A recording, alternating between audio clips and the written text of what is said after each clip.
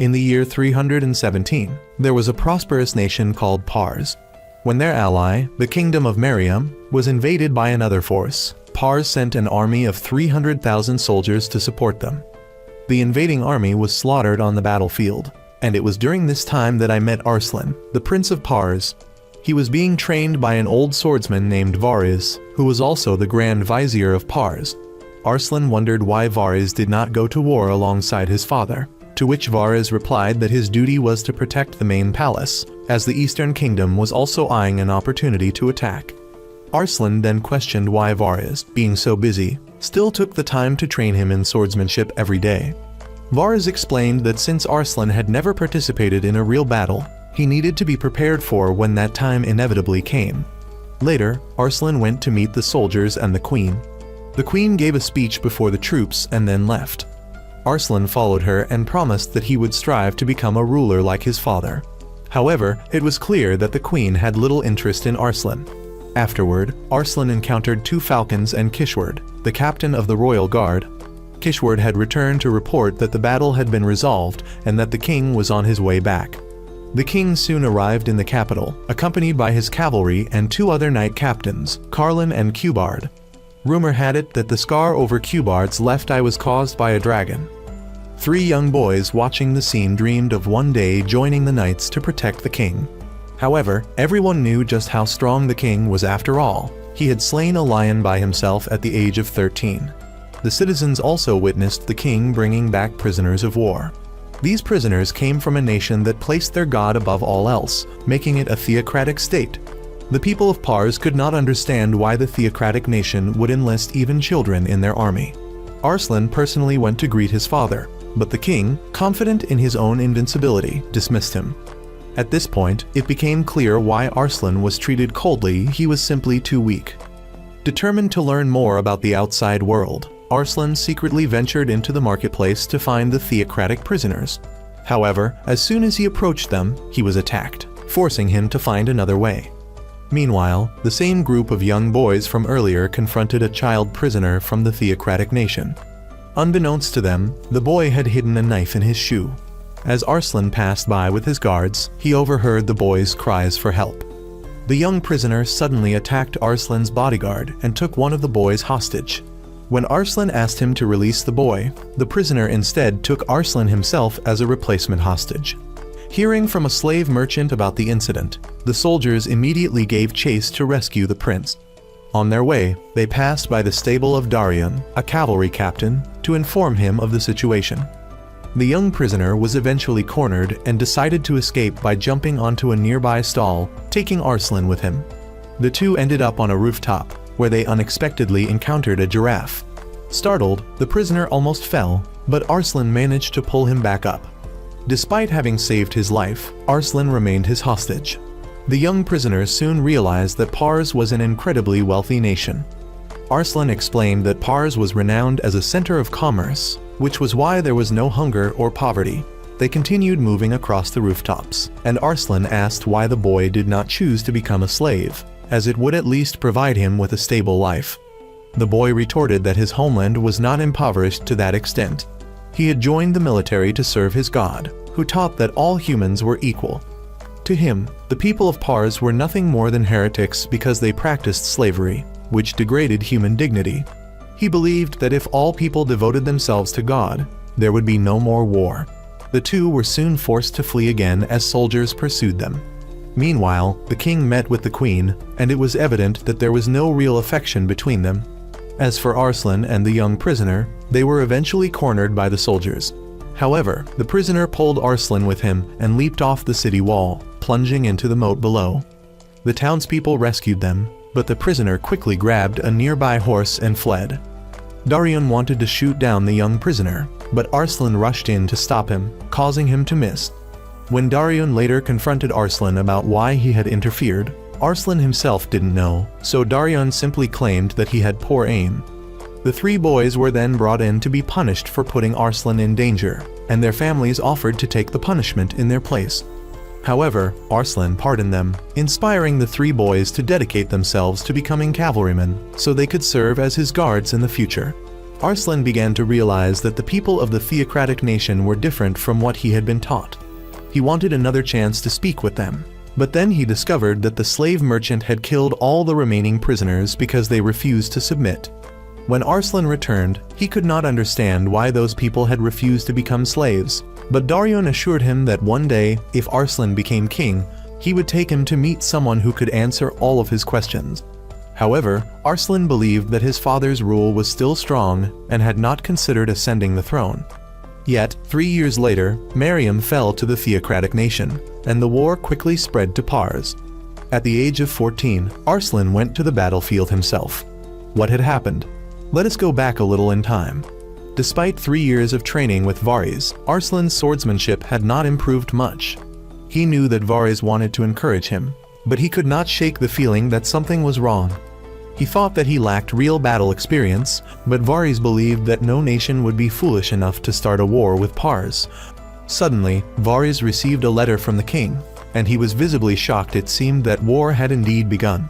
Not long after, the theocratic army crushed Mariam and gradually advanced into Pars. The king personally led his army into battle, and Arslan joined him.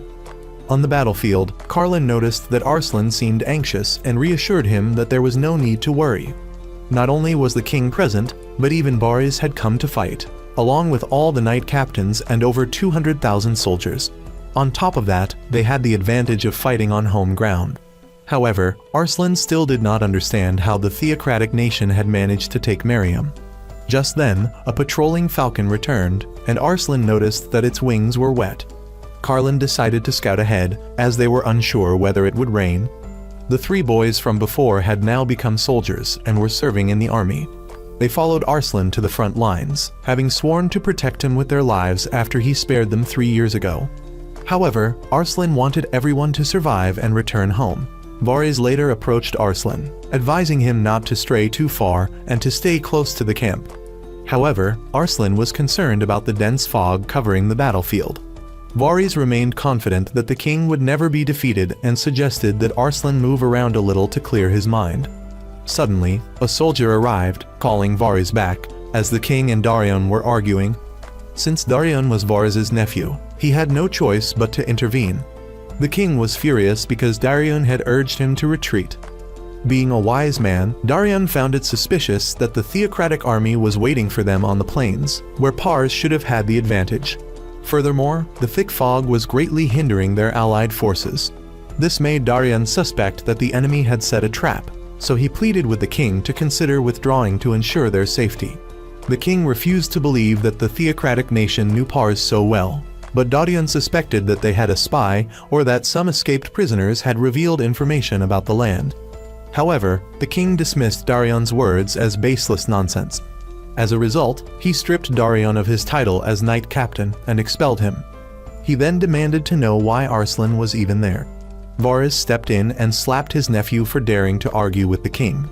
He then pleaded with the king to forgive Darion, and Darion also bowed his head in apology. Reluctantly, the king gave Darion a chance to redeem himself by assigning him to the main battle formation. As Darion left, he apologized to Arslan for making him worry.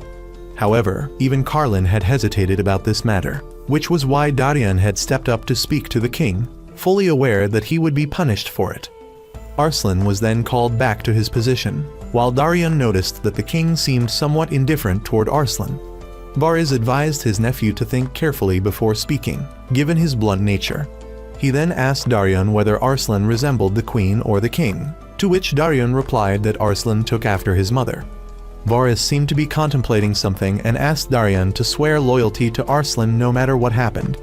Darion swore upon his sword, which reassured Varys. Immediately after, the signal to attack was given. The king led his army onto the plains, and Carlin reported that the area ahead had been thoroughly scouted. The enemy forces were only half their size and positioned 250 meters in front of them. The king then shouted his battle cry and charged forward with his soldiers. The theocratic army had been waiting for them with a triumphant smirk.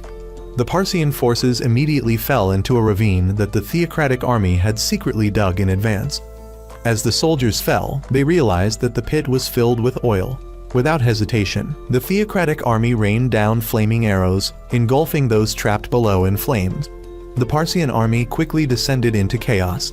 Taking advantage of the disorder, the theocratic forces wheeled out their tower-mounted archers and unleashed a relentless barrage of arrows. After suffering massive casualties, the theocratic army advanced for close combat. Arslan was forced to flee, while the 3 young soldiers who had once pledged loyalty to him charged into battle. Arslan encountered an enemy soldier, who knocked him off his horse. He shattered the enemy's weapon and then drove the broken spear into the soldier's horse, causing him to fall before delivering the finishing blow. This was the first time Arslan had killed someone, leaving him utterly shaken. He called out for his closest allies, but there were only corpses around him. Then, he saw that one of the 3 young soldiers who had sworn to protect him had perished. Meanwhile, Darion was searching for Arslan. Spotting an enemy soldier picking up Arslan's helmet, he rushed in to interrogate him. Arslan, however, came face to face with Karlan and quickly realized that he was a traitor when he saw him standing alongside the theocratic army. The king, having heard that Karlan had gone missing, ordered his men to search for him. Meanwhile, Karlan relentlessly attacked Arslan, stating that the boy had done nothing wrong but was simply doomed by the shifting tides of fate. Just as Karlan was about to strike, Darion arrived, charging into the enemy ranks to rescue Arslan. Earlier, Varez had instructed Darion to find and protect Arslan, assuring him that he would take responsibility if the king punished him for it. Thus, Arslan's first battle had turned into a nightmare. Darion also realized that Karlan had betrayed them and had deliberately sent him to report to the king, only for the king to strip him of his title. Karlan admitted that Darion was an exceptional warrior, which was why he needed to weaken his influence. He originally intended to overthrow the king and transform Pars into a nation with a new ideology. Karlan then decided to retreat, and Darion, unable to pursue him, stayed behind to protect Arslan. Meanwhile, Varez had convinced the king to withdraw. However, Karlan's spies sabotaged the retreat by killing the messenger and spreading false information that the king had fled. This shattered the soldiers' trust in their ruler and crushed their morale. Qbard, deeming the king a coward, chose to abandon him, while another commander, Shapur, though furious, believed that the king was merely retreating to the capital and urged everyone to regroup there. The two argued and even challenged each other, but with the enemy still pressing forward, they had no choice but to fight first and settle their dispute later. Within a single day, the once proud army of Pars suffered a devastating defeat. As the king and Varez withdrew, they were ambushed and struck by a hail of enemy arrows. The commander of the theocratic army, Silver Mask, emerged and praised Karlan for accurately predicting the king's retreat route. Varez led his soldiers in a desperate charge to carve a path for the king. Though he fought valiantly, he was ultimately slain in a single stroke by Silver Mask. The king, desperate to know the identity of his attacker, was told that Silver Mask had harbored a deep grudge against him for 16 years. During this time, Darion gave Arslan his horse, explaining that it was exceptionally fast and would ensure Arslan's safety in case of trouble. Darion would ride another horse instead. As they traveled, they came across a Parsian soldier and rescued him, asking about the situation. They learned that many high-ranking officers had fallen and that the king had retreated without informing the army, causing the soldiers to lose morale. Arslan worried about the king's safety, but Darion reassured him that with Varez by his side, the king would be safe. Meanwhile, Parsian forces emerged from behind a wall of fire to attack the theocratic nation's stronghold. However, this was merely their last desperate counterattack. At that moment, two commanders of the theocratic army began to question whether they were truly chosen by God, recalling how they had burned children and infants alive during the Battle of Marion. They wondered if the divine would bless such actions. Just then, news arrived that the king of Pars had been executed. Meanwhile, Darion decided to take Arslan to meet Narcissus, a friend he had intended for Arslan to meet before. Narcissus was once a member of Pars's council, but the king exiled him for advocating bloodless solutions to war. Since the king did not approve, Narcissus was forced to live in seclusion in the mountains. As they approached, they were suddenly attacked and forced to retreat. However, when Darion spoke up, their attacker revealed himself. It was Elam, Narcissus' apprentice. Elam then led them to Narcissus' dwelling. Darion called out to Narcissus, who soon emerged to greet them. Narcissus remarked that Darion had interrupted his painting, but Darion saw it as a blessing, given how terrible Narcissus' artwork was despite his passion for it. Darion then introduced Arslan to Narcissus, but Narcissus dismissed himself as a mere hermit unworthy of the prince's attention. He then asked Elam to prepare dinner for their guests. Arslan was taken aback by Narcissus's atrocious painting. During dinner, Darion noted that it had been 3 years since Narcissus left Pars. He took the opportunity to tell Arslan about Narcissus's past achievements. 5 years prior, 3 allied nations had attempted to invade Pars. Narcissus's father had passed away, making him the new lord. When he met the king asked where his troops were. Narcissus explained that he had freed all the slaves in his domain, reducing his army. However, he claimed to have a plan to defeat all 3 nations without needing any soldiers from the king. The king decided to trust him, and soon after, reports arrived stating that the 3 allied nations had turned against each other and the alliance had collapsed. When Arslan asked how he did it, Narcissus explained that he had released prisoners of war from one of the 3 nations and spread rumors that their country had betrayed the alliance. The rumors escalated and caused distrust among the allies, leading to internal conflict. Meanwhile, Pars took advantage of the situation and crushed all 3. Because of this brilliance, Darion wanted Narcissus to serve as Arslan's strategist. However, Narcissus claimed he had lost interest in warfare. Frustrated, Darion argued with him. After hearing the situation, Narcissus realized that the enemy's tactics indicated a highly intelligent mastermind behind them. However, he still disliked Pars as long as slavery remained. He had previously proposed abolishing slavery, which made the king despise him.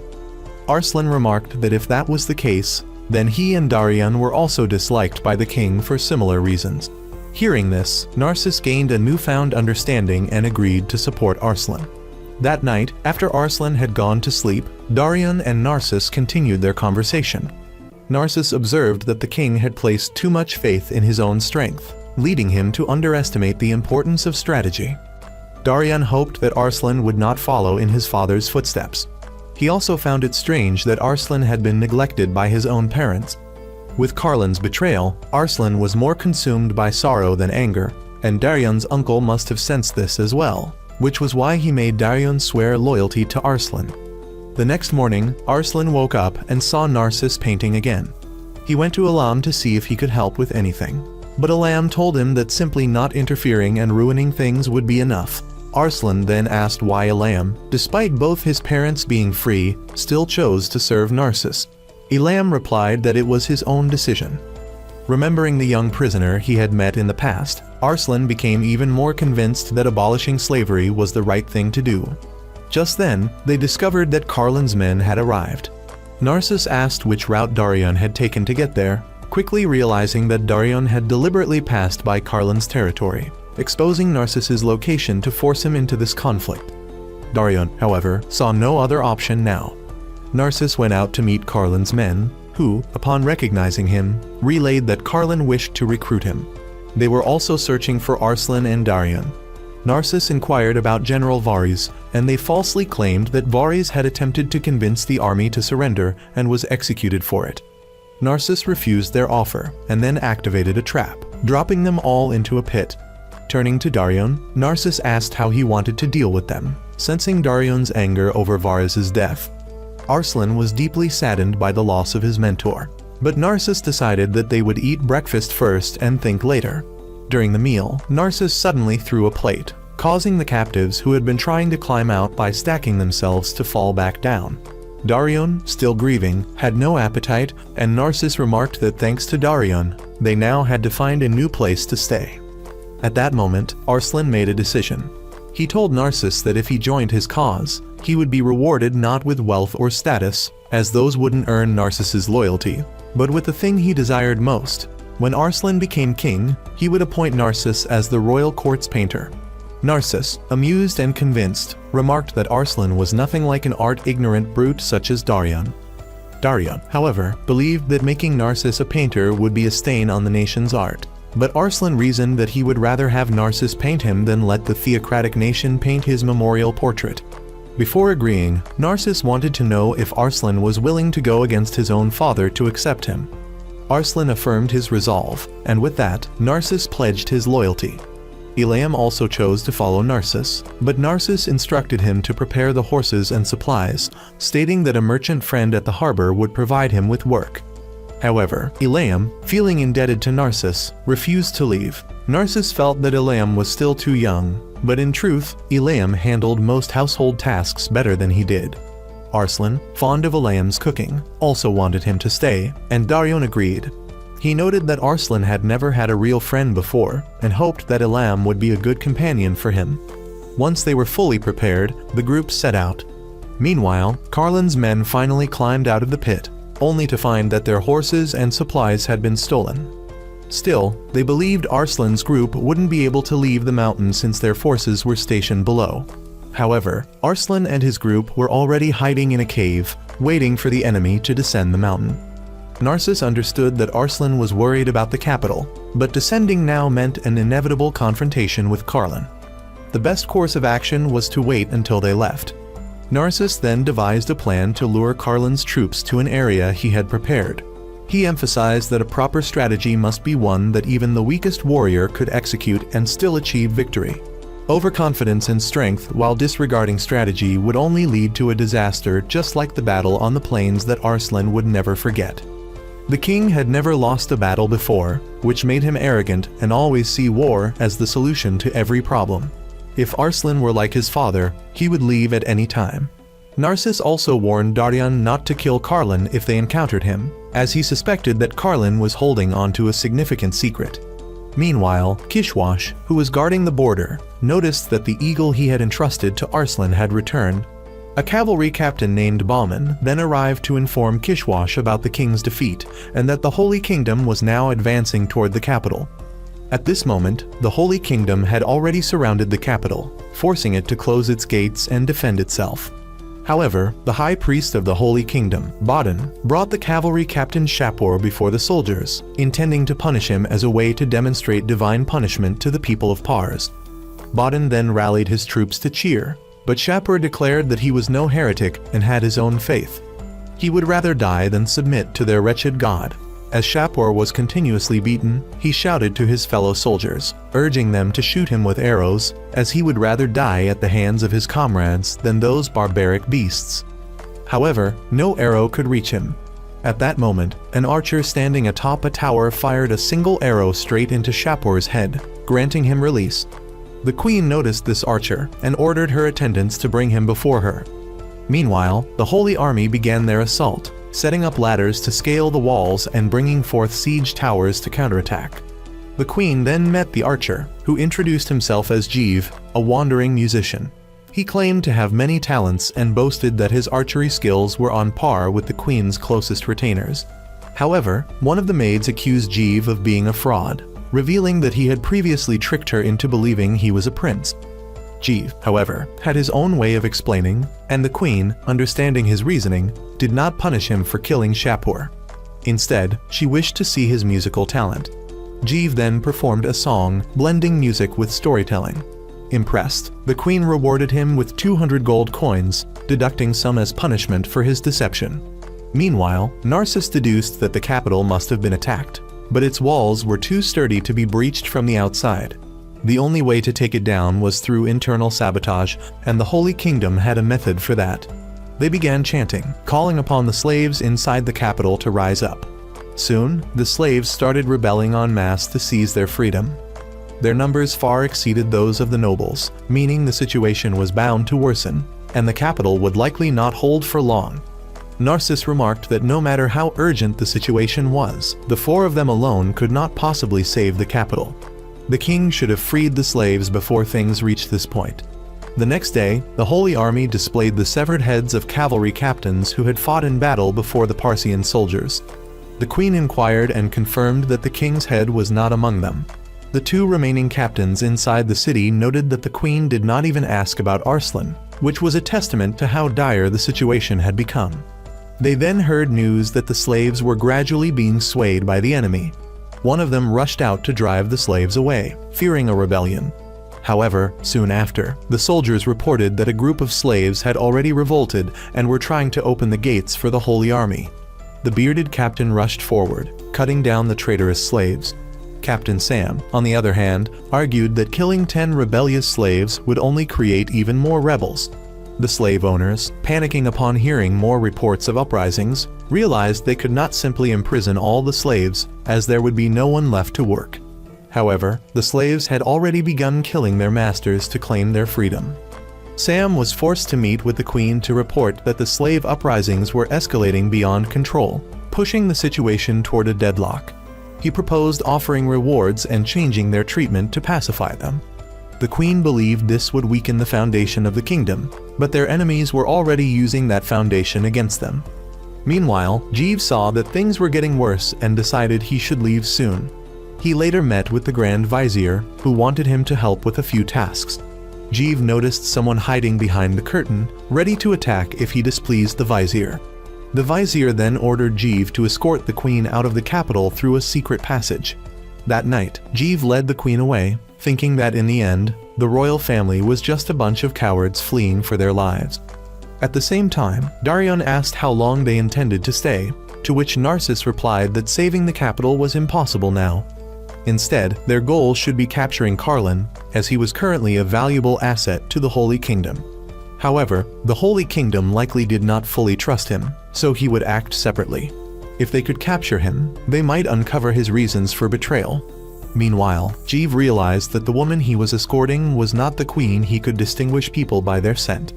Not knowing the Vizier's true intentions, Jeeves decided not to escort her any further. At that moment, she drew a dagger to attack him. Jeeves dodged, but she kicked him and ran off. Soon after, she encountered Silver Mask, who mistook her for the real queen. However, when she saw Carlin and respectfully addressed him, Silver Mask realized she was an imposter and killed her. Jeeves then revealed himself, displeased that a beautiful woman had been slain. The two engaged in battle, but Jeeves accidentally dropped a nearby torch, causing Silver Mask to panic at the sight of fire. Taking advantage of this, he left the soldiers to deal with Jeeves. However, after Silver Mask and Carlin departed, Jeeves single-handedly eliminated all the soldiers.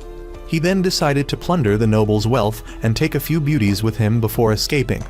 He also looted money from the corpses of the soldiers he had slain before fleeing before a larger force arrived.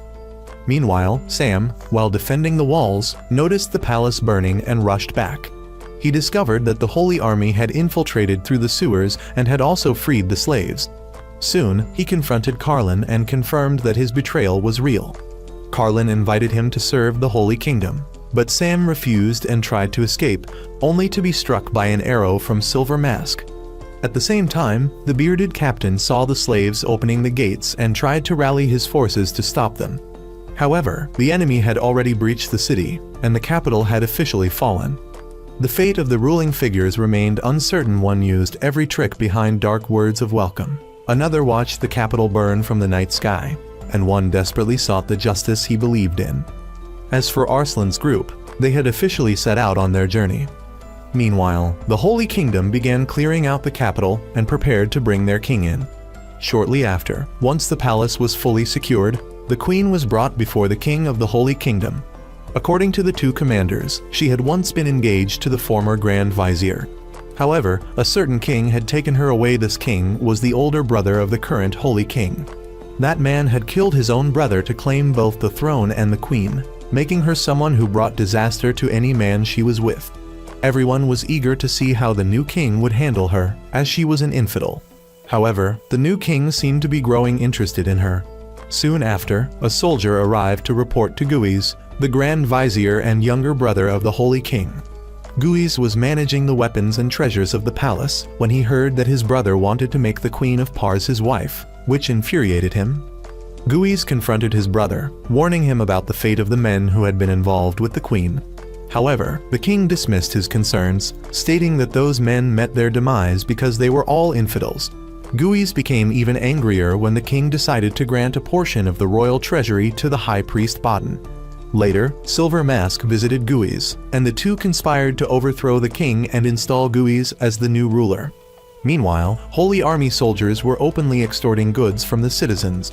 At this time, a boy prisoner from years ago resurfaced, searching for answers. He visited a circus, the same place where a giraffe had once been kept, to inquire about the fate of the prisoners who had remained behind 3 years ago. Meanwhile, Carlin received word that Narcissus and Arslan had escaped. Silver Mask ordered Carlin to personally handle them, as they could not allow Narcissus to keep leading them by the nose. As expected, the Holy Kingdom's generals still did not see Carlin as an ally, treating him as nothing more than a contemptible traitor. Meanwhile, the young man continued asking about the slaves he had been forced to leave behind that day, but no one had any answers. He recalled Arslan from the past and believed that Arslan might know something, but finding him now was a challenge. Nearby, a soldier noticed a girl questioning Carlin's troop movements. He informed her that Carlin was on his way to deal with the prince, then attempted to drag her away against her will. The young man saw this and followed, only to discover that the soldier had been taken down by the girl. The young man then rushed in and introduced himself as Etoile, a royal guard, but soon realized that the girl was actually a disguised young man Ilam. Ilam quickly tricked Etoile into being surrounded by a group of slaves and escaped. The slaves, feeling betrayed after opening the city gates for the Holy Army and receiving nothing in return, were in an uproar. Ilam later reported the situation to Arslan's group. Narcissus suspected that Carlin would set villages ablaze to lure Arslan out. If Arslan continued to hide, more innocent people would die. Arslan refused to let that happen and decided to confront Carlin. Narcissus took charge of the operation. As they prepared their horses, Darion suspected that Carlin was deliberately bringing a large force to corner Arslan, and Narcissus had also deduced that Carlin had intended to do this from the start. However, if they wanted to capture the cub, they had no choice but to enter the tiger's den. Meanwhile, as Jeev traveled, he noticed a group of Holy Army soldiers passing by. Soon after, a beautiful woman crossed paths with them. Predicting that she would encounter the soldiers, Jeev decided to intervene, hoping to impress her. However, when he arrived, he found that the woman showed no fear of the soldiers. Instead, she drew a bow and took them down as she left. Intrigued, Jeev followed and called out to her, introducing himself as a musician and praising her beauty. However, she found his poetic skills rather lacking. She introduced herself as Farron, a priestess on a mission to reach the capital. Upon hearing that the capital had fallen, she realized she had no way of returning and instead needed to find Prince Arslan. At that moment, Carlin attacked a village, declaring that anyone who harbored the prince would be executed. Farron asked Jeev if he knew Arslan's whereabouts, but he claimed he did not, prompting her to leave. Jeev, however, chased after her, wanting to know why she was searching for the prince. She explained that the temple she served was established shortly after Arslan's birth and was meant to represent him. The temple's high-ranking members had sent her to find and serve Arslan, but she knew they had merely wanted to send her away out of jealousy for her talents. Jeev suggested that if she disliked the mission, she should abandon it, but Farron admitted that she genuinely wanted to find Arslan to help rebuild the kingdom and drive out the Holy Army, as she despised their barbarity. When Jeev began talking too much, Farron quickened her pace to shake him off. The two traveled together until nightfall, exchanging more conversation. Eventually, Farron agreed to let Jeev accompany her on the condition that he swore loyalty to Arslan. However, Jeev could not promise absolute allegiance. As Farron and Jeev continued, they spotted Carlin's soldiers passing by. Believing that Carlin might know something about Arslan's whereabouts, Farron decided to follow them. Meanwhile, Carlin had captured a man who had previously carried supplies for Arslan's group. The man claimed that he had been caught stealing and was punished for it. Hoping to exchange information for a reward, he revealed that Arslan was being hunted. Carlin was surprised to hear that Arslan's group consisted of only 4 people, but he suspected the man was one of Narcissus's spies. Refusing to believe his words, Carlin executed him and instead deduced that Arslan's group was heading north to rendezvous with Kishward in the east. However, as they advanced, Carlin's forces unknowingly walked into a trap set by Narcissus, who had lured them into a narrow ravine for battle. Narcissus soon encountered Farron, and upon introducing himself, she apologized upon realizing he also served Arslan. He immediately assigned tasks to both her and Jeev, trusting them as allies. Jeev, who had been hiding, was forced to reveal himself when discovered. Meanwhile, Ilam handed Arslan a bow as a temporary weapon. As the battle commenced, Arslan appeared directly before Carlin. When Carlin's soldiers charged at him, Arslan shot them down with his bow, while Ilam threw stones from a hidden position. Narcissus eliminated enemies from the shadows to create chaos. Farron fired arrows from the forest, and Jeev charged in on horseback for close combat.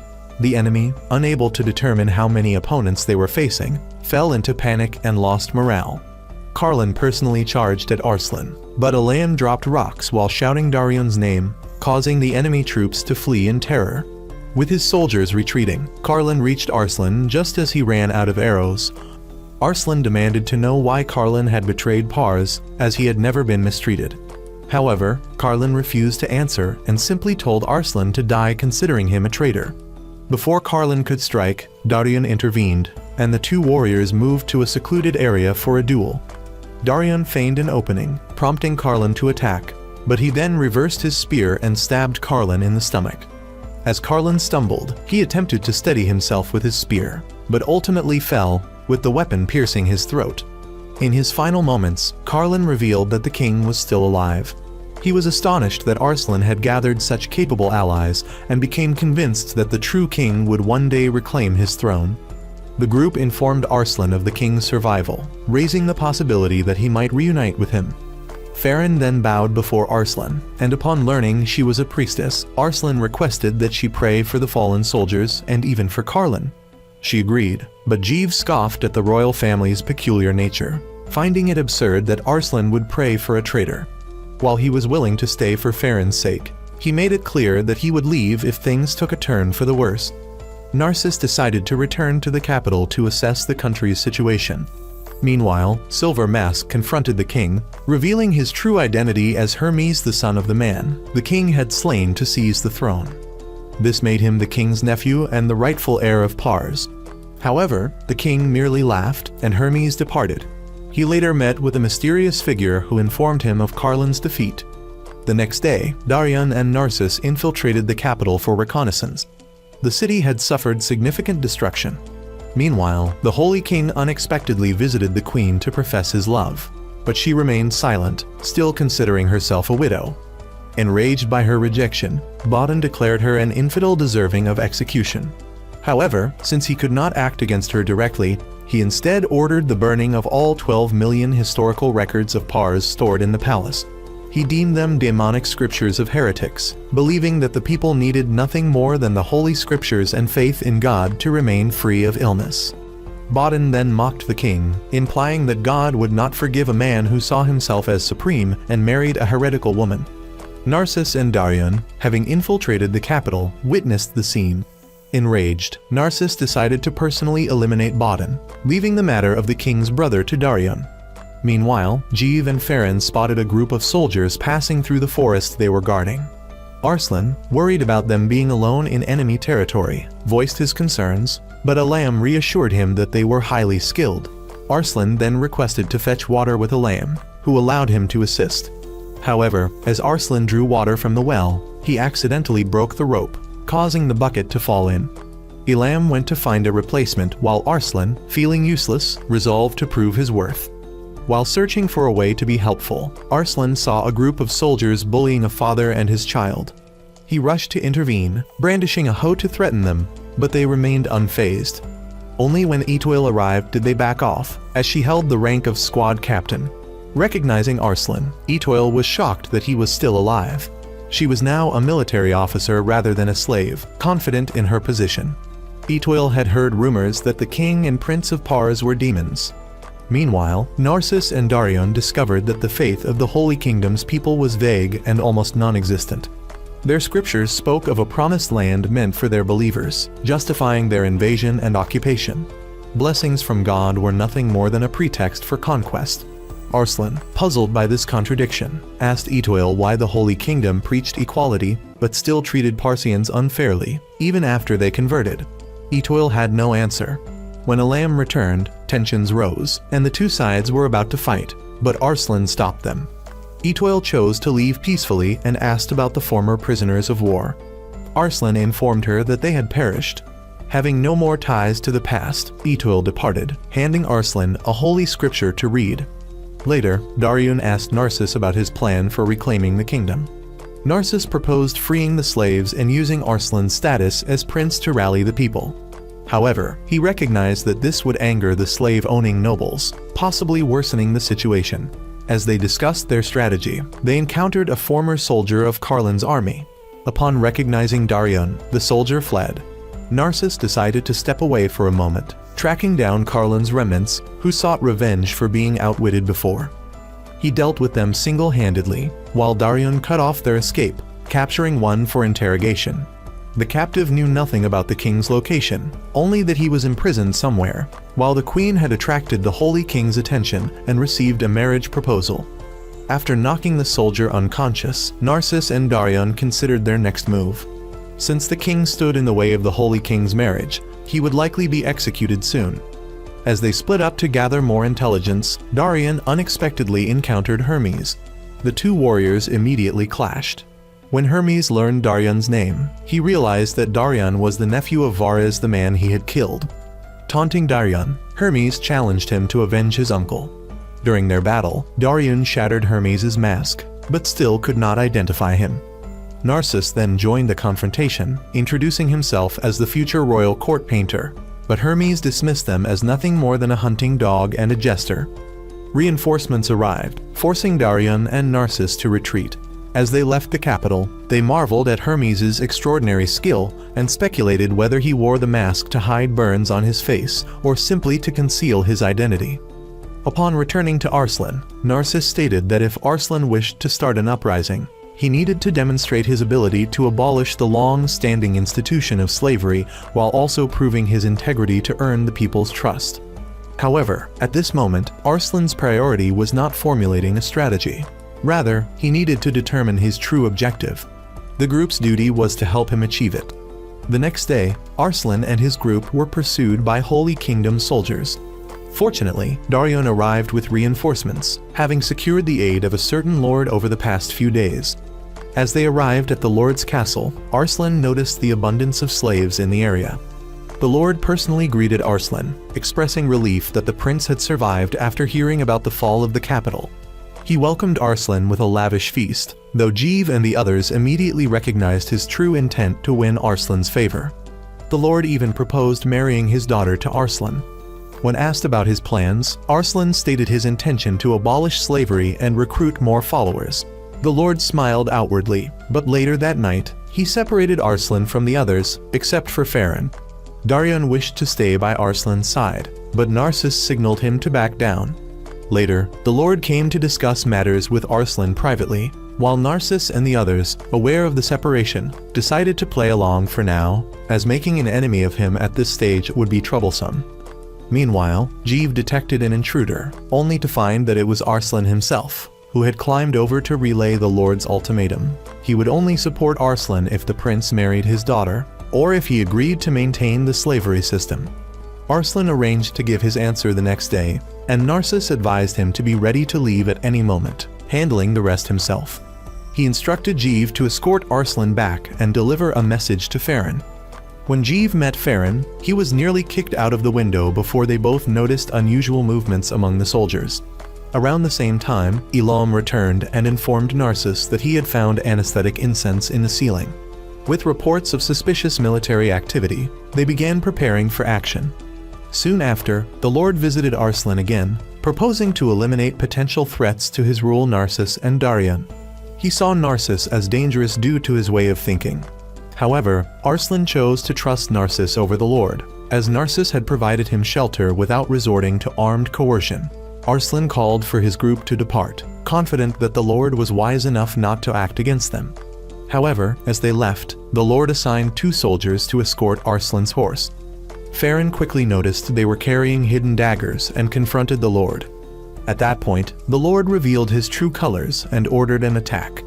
Fortunately, everyone in Arslan's group was capable of defending themselves, and Elam had previously sabotaged the soldiers' bowstrings.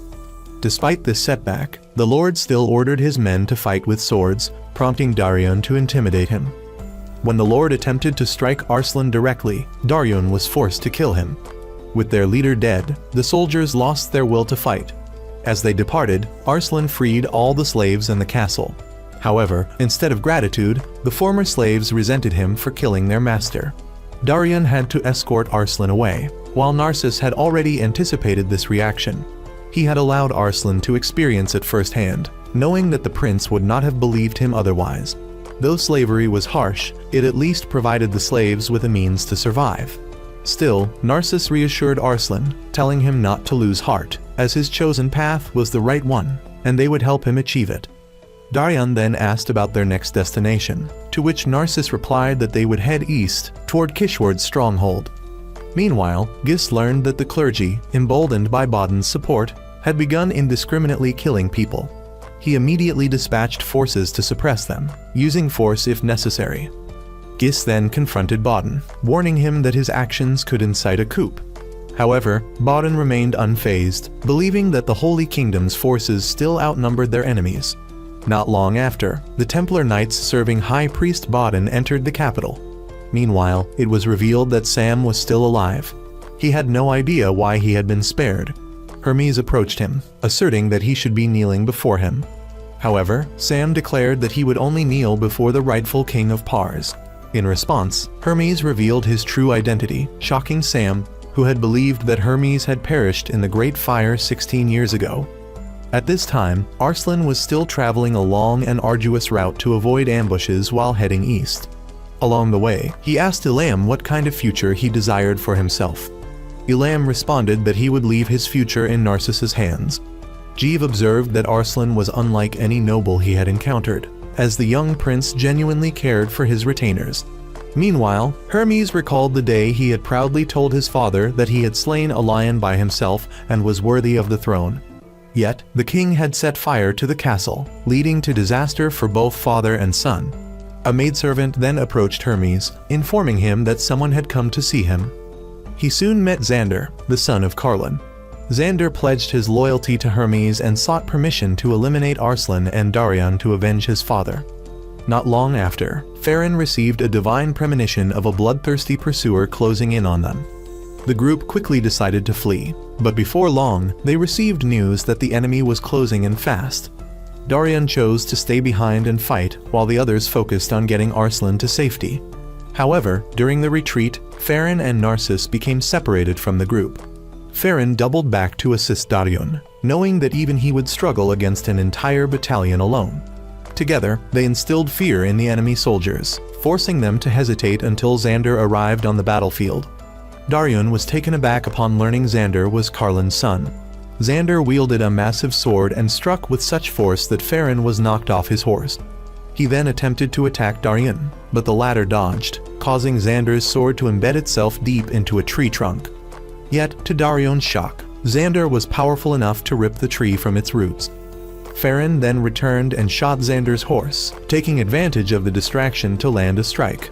He had the opportunity to kill Xander, but chose instead to incapacitate him and retreat with Farron. When Farron asked why he spared Xander, Darian replied that he would not kill a fallen warrior. Meanwhile, Arslan's group encountered enemy soldiers. Elam urged Arslan to flee, as their foes were all infantrymen. However, Elam's horse was suddenly shot down. He told Arslan to leave him behind, but the prince chose to return and save him. Witnessing this, Jeev was moved by Arslan's character. To create a distraction, he threw 2 bags of gold, causing the enemy soldiers to scramble for them, allowing the 3 to escape. Unfortunately, they soon found themselves cornered with enemy troops closing in from behind. The soldiers assumed Arslan's group had jumped into the river and sent forces downstream to search. However, a knife suddenly flew through the air and struck their commander in the head. Arslan's group had been hiding beneath a tree the entire time. Elam apologized for putting Arslan in danger, but Arslan reassured him that he considered Elam a friend, so saving him was natural. Even so, Elam remained deeply grateful. Arslan then thanked Jeev and promised to repay him for the gold. However, Jeev now understood why Narcissus was so intrigued by Arslan. He was unlike any ordinary royal. Wanting to see what kind of kingdom Arslan would build, Jeev decided to follow him. Although Arslan's group had been scattered due to the Holy Kingdom's relentless pursuit, they all shared the same goal. The constant ambushes made Darian increasingly worried about Arslan's safety, urging him to reunite with the prince as soon as possible. Meanwhile, Narcissus had arrived at the territory of the Zot clan, a tribe of formidable warriors. There, they came face to face with Hermes. The chieftain demanded that Hermes abandon his belongings and weapons and leave immediately. However, Hermes saw no reason to obey a barbarian and, without hesitation, drew his sword and struck down the chieftain. This act was a declaration of war against the Zot clan, prompting them to retaliate at once. However, before long, all of the Zot warriors present had been slaughtered, leaving only the chieftain's daughter, Alfried, alive. She fiercely attacked Hermes, but he merely toyed with her, acknowledging her agility but mocking the weakness of her people. Just as he was about to finish her off, Narcissus intervened. Hermes demanded that Narcissus reveal Arslan's location, but Narcissus replied that he would only speak once Hermes was dead. However, Alfried insisted that Narcissus leave Hermes to her. Narcissus pointed out that she didn't even have a weapon and, more importantly, knew full well that she had no chance of defeating Hermes. He urged her not to throw away her life in vain. The two then engaged in battle, but Narcissus quickly realized that Hermes was still far too powerful. Using his tactical prowess, he lured Hermes under a pile of precarious rocks. Recognizing Narcissus's ingenuity, Hermes offered him a position in his service. Narcissus refused, stating that Arslan would never be as arrogant as Hermes. He then triggered the rockfall and swiftly led Alfried away. The two escaped into the forest, where Alfried thanked Narcissus for saving her life. She felt fortunate that the landslide had occurred, only to realize that Narcissus had set it up in advance using a lever mechanism. Having lost her people, she decided to abandon her past and follow Narcissus, indebted to him for rescuing her. 1 month after the fall of the capital, the Holy Kingdom's internal factions had splintered into 3 main groups.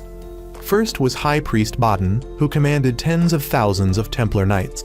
Second was Gis, backed by numerous officials and soldiers. Lastly was the king, who had lost the trust of his retainers after yielding to the enemy queen.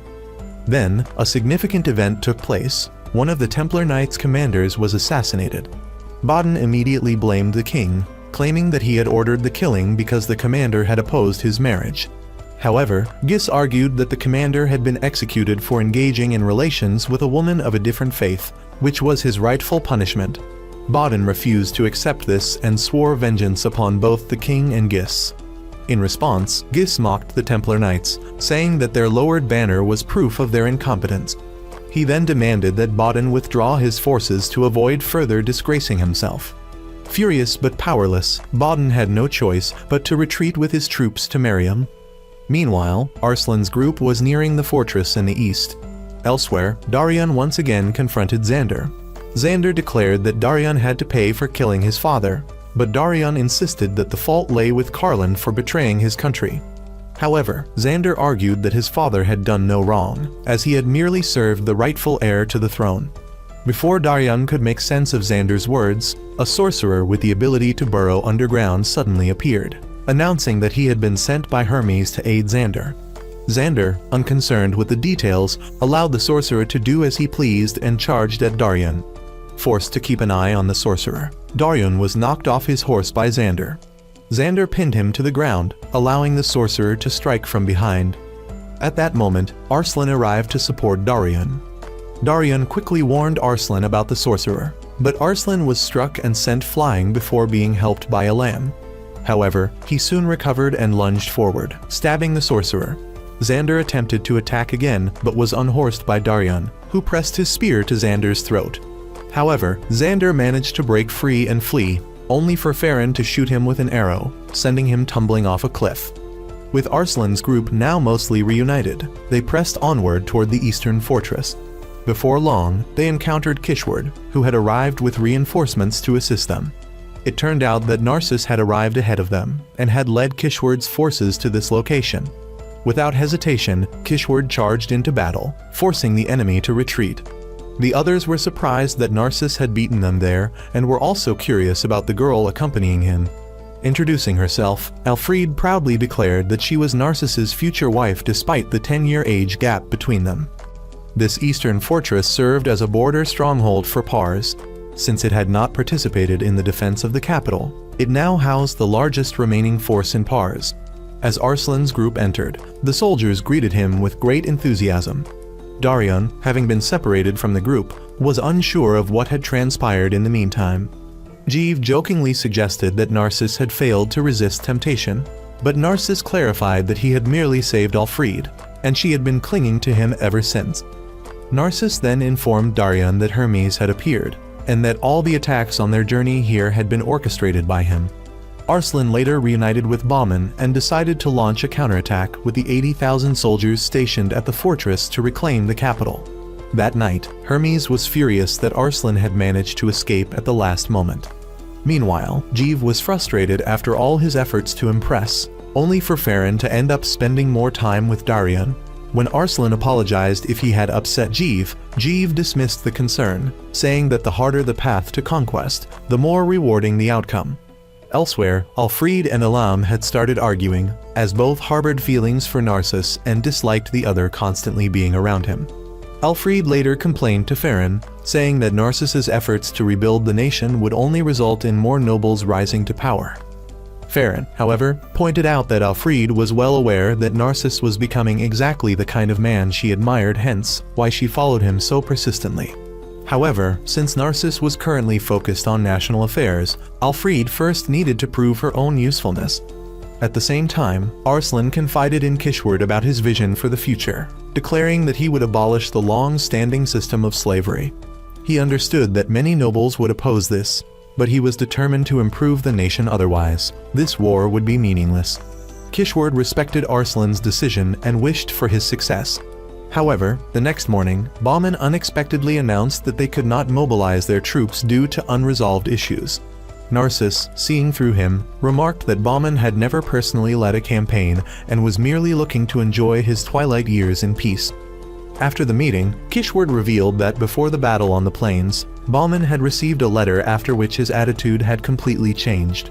Darion also recalled Varus's mysterious instruction to protect Arslan at all costs and wondered why his uncle had made such an urgent request. The truth was that Bauman had discovered a shocking secret about Arslan, and because of this, he could not bring himself to follow him. Had he remained ignorant, he might have been able to serve Arslan without hesitation. That evening, while deep in thought, Arslan stood alone atop the fortress walls only to come face to face with Hermes. Hermes had spent so much effort hunting Arslan down, and now, by sheer coincidence, he had found him standing alone without any guards. Recognizing Hermes, Arslan immediately drew his sword in defense. However, Hermes had no intention of killing him outright. Instead, he threatened to cut off his arms and legs first. Arslan was completely outmatched, tossed around effortlessly by Hermes. Desperate, he pulled out a torch, and Hermes visibly recoiled. Realizing that Hermes feared fire, Arslan pressed his advantage. Just then, Arslan's guards arrived, forcing Hermes into a battle against Narcissus, Darion, and Kishward. However, upon learning Hermes's true identity, the three hesitated, allowing him to slip past them and charge at Arslan. At that critical moment, Bauman intervened, taking the blow in Arslan's place. Shocked to see Hermes again, Bauman revealed that he had once been Hermes's mentor.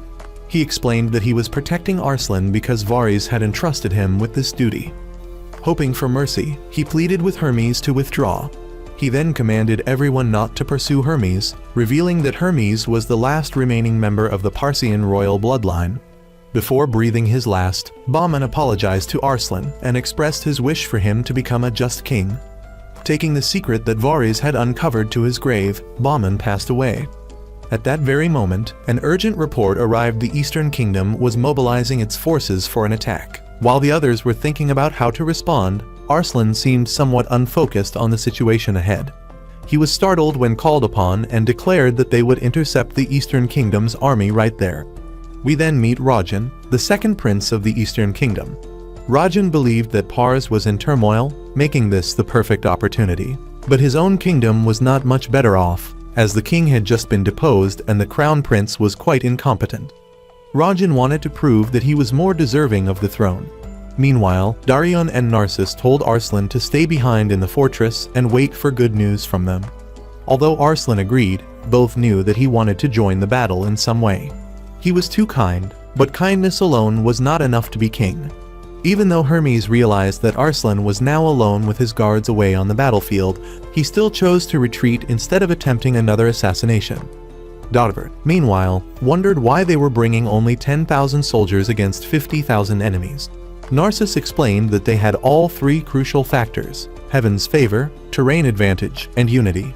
First, heaven's favor. The enemy troops were accustomed to warm climates and would soon tire in the cold of these mountains. Second, terrain advantage. Their knowledge of the terrain allowed them to set up an encirclement strategy. Lastly, unity. The enemy suddenly discovered that the Crown Prince's army had arrived to eliminate his younger brother from the race for the throne. However, this was merely a ruse orchestrated by Narcissus to sow discord within the enemy ranks. Being surrounded by both internal and external threats threw the enemy into chaos, making them unable to fight properly. Prince Rajan and his forces were then pushed onto a frozen lake, where they became trapped. Narcissus and Daryon then confronted Rajan, seeking to take him prisoner and subdue his forces, but Rajan resisted and attempted to flee, only to be captured by Alfred. Upon being brought back to the fortress, Rajan was presented before Arslan. Arslan requested a negotiation, but Rajan, bound in ropes, argued that he had no right to negotiate. In response, Arslan ordered his restraints to be removed and set up a feast, stating that he had something to discuss. Since Arslan could not drink alcohol, Farron and Jeev decided to drink on his behalf. After a while, Jeev got drunk and collapsed, while Farron remained composed, impressing Rajan. Returning to the negotiation, Arslan proposed an alliance. He would help Rajan claim the throne, and in return, Rajan would assist in military campaigns. Rajan accused Arslan of asking him to betray his own country, but Narcissus had already spread the news that Rajan had allied with them to seize the throne from his elder brother. Since Rajan was bound to challenge his brother anyway, they were merely accelerating the inevitable. With no other choice, Rajan was completely convinced and agreed to the alliance. Not long after, Rajan led his forces back to his homeland, accompanied by Arslan's group. Meanwhile, Rajan's elder brother, upon hearing that his younger sibling was rising to seize the throne, demanded the Chancellor take action. However, the Chancellor assured him that he had already planted a spy within Rajan's ranks, so the Crown Prince need not worry. Soon after, Rajan's army and Arslan's group encountered the first wave of attacks from his elder brother. Their forces quickly advanced and secured an easy victory. Arslan's troops then celebrated the new year in foreign lands. Arslan and Farron performed the ceremonial rites, after which the entire army gathered for a New Year's feast. Rajan stopped by to offer his New Year's greetings to Arslan, and then requested a favor. He proposed that Arslan split their troops into 2 divisions for the attack. However, upon discussing the plan, Daryon argued that Rajan was untrustworthy and was likely using them as bait to create the perfect opening for himself. Nonetheless, Narcissus still wanted Arslan to accept but added a condition: a guide must be assigned. The spy planted by the Chancellor was then sent over. Introducing himself as Jaswant, he soon pulled Arslan aside to kill a venomous snake that was about to bite him, explaining that although it was winter, the warmer climate in this area allowed snakes to remain active.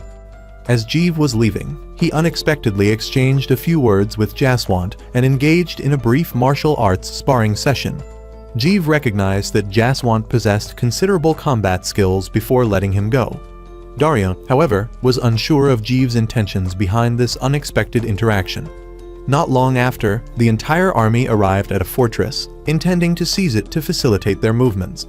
Jeev and Jaswant were then sent into the fortress to negotiate. Jeev met with the fortress commander and requested passage into the country. However, the commander was concerned about being branded a traitor. Jeev argued that once Rajan ascended the throne, the commander would be rewarded for his actions.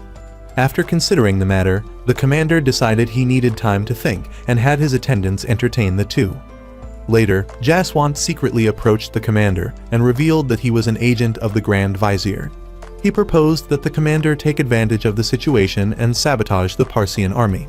At that time, the Parsian army was planning to stealthily cross the fortress at night when the commander was off guard. However, since they could not win in a direct confrontation, Jaswant would signal the commander to attack the supply unit from behind. Jaswant then covertly followed the supply unit, preparing to give the signal, but Jeev noticed him. Jeev suspected that Narcissus had already been keeping an eye on Jaswant and had instructed him to monitor him. At that moment, Arslan's troops suddenly burst out from the supply wagons, launching a surprise attack just as the fortress commander, growing impatient, ordered an assault. Taken completely off guard, the commander's troops were annihilated. In a desperate attempt, the commander charged directly at Arslan, but Daryon hurled a spear into his back, killing him instantly. With their leader dead, his soldiers scattered in retreat. Meanwhile, Jeev finally unleashed his full strength, overpowering Jaswant. The following morning, Arslan interrogated Jaswant, who revealed that he only served the Grand Vizier because he had been an orphan, and the Vizier had raised him. He declared that he would never betray the man who had given him a home. Jeev wanted to execute him on the spot, but Arslan chose to let him go. Though Narcissus was well aware that this decision might bring consequences, he believed they would not be severe enough to warrant concern. That night, both Elam and Elfriede insisted on cooking for Narcissus, forcing him to compromise by eating dishes from both. Seeing Narcissus caught in his own set of troubles, Darion couldn't help but smirk. The two then discussed their plans for Arslan to ascend the throne within the next 10 years. However, both harbored doubts about whether Arslan truly had noble blood. Despite their uncertainties, they firmly believed that Arslan was the most worthy of becoming king and remained loyal to him. Meanwhile, the Crown Prince learned that Arslan's group had seized a fortress in just 3 days. Enraged, he decided to launch an immediate assault, intending to crush Arslan's forces with his war elephants. That night, Darion spotted Arslan climbing a tower, deep in thought. He urged Arslan to return to his room. At that moment, Arslan felt lost, questioning his own identity and doubting whether he truly belonged to the royal family. However, to Darion, Arslan was the most important person in his life. That was all that mattered. Before long, Elam arrived with urgent news. The Crown Prince had mobilized his forces and was advancing with his war elephants. At the same time, Rajan was moving to confront the prince's army before Arslan's group could. The problem they now faced was that the Crown Prince commanded an army of 150,000 men, while Rajan had only 50,000, and Arslan's forces numbered merely 20,000. The overwhelming difference in numbers posed a grave challenge. Even if they executed a pincer attack, the prince could simply divert a portion of his troops to hold them off while using his main force to crush Rajan. If that happened, the entire campaign would end in failure. Jaswant had since returned to the Crown Prince's camp, where he was reprimanded for his failure. However, the Grand Vizier stepped in to defend him, and the prince begrudgingly spared Jaswant this time. After the prince left, the Grand Vizier remarked that Jaswant's failure was due to the enemy's exceptional strategist. He also noted that the prince's lack of compassion would eventually cause him to lose the loyalty of his subordinates. Meanwhile, Darion received news that the Crown Prince had split his army into 2 forces, just as Narcissus had predicted. Though Arslan's side had a plan to counter this, Rajan's situation was much more precarious. Darion also worried about the future. If Arslan had to face Hermes again, would he truly be prepared? At the same time, Rajan and his brother confronted each other on an open plain, ready for battle. After exchanging taunts, the two sides began their advance. The Crown Prince's cavalry took the lead, successfully crossing the river to engage in combat. However, the infantry struggled to cross, gradually becoming separated from the cavalry. Thus, the elephants were unleashed to trample Rajan's army. Rajan ordered his archers to fire, but the arrows barely harmed the elephants. He couldn't understand how the elephants could fight in such a cold climate. He suspected they had been drugged into a frenzy. Just as Rajan wondered where Arslan's forces were, he received news that Arslan and the recently captured fortress had been surrounded by a detachment of the prince's army, preventing them from coming to his aid. However, just when Rajan had lost all hope, Arslan's forces arrived to support him. They rushed forward swiftly and met Rajan, revealing that the prince's army had actually been deceived into wasting time attacking an empty fortress. Even though Arslan's forces had reached Rajan, they still needed a strategy to counter the elephants. Darion believed they already had a way to deal with them. He then led his forces in a charge toward the elephants, but suddenly tightened their formation, turned around, and retreated. The elephants pursued them relentlessly. Jaswant urged the prince to halt the elephants, sensing something was wrong, but the prince, blinded by bloodlust, ignored him and continued the chase. This led the elephants straight into the massive ballistae that had been set up. Narcissus explained that elephants were not agile creatures and were difficult to control. Additionally, they had specially crafted giant arrows capable of piercing the elephant's thick hide. Darion then charged forward, attacked the prince's elephant, and managed to overpower him. However, Jaswant rode in at full speed, rescued the prince, and escaped. Farron wanted to shoot them down, but once again, Arslan intervened. This victory was recorded in history. Meanwhile, the prince was furious, believing Jaswant had disgraced him by pulling him away. Soon after, news arrived that the father of the two princes had awakened. The crown prince immediately went to his father and reported that Rajan was plotting to seize the throne. He sought to persuade the king to name him as the rightful successor. However, the king knew his sons too well and instead announced that succession would be decided through a duel. The winner would inherit the throne. When Rajan heard this, he sought out Arslan for assistance. Since the duel allowed a champion to fight in one's stead, and since the prince would never fight for himself, he would surely appoint a substitute. Rajan's most trusted warrior at this moment was Daryon. However, Daryon stated that he only served Arslan, and unless Arslan ordered him, he would not fight. Rajan bowed his head and pleaded with Arslan for help, leaving Arslan with no choice but to agree. Arslan then requested Daryon's aid, and Daryon had no choice but to accept. Daryon and Narcissus suspected that the prince would also choose a formidable warrior, but they were more preoccupied with thoughts about Arslan's true lineage. Nevertheless, Daryon was willing to serve Arslan regardless of his origins. When the prince heard that Daryon would be fighting, he was enraged.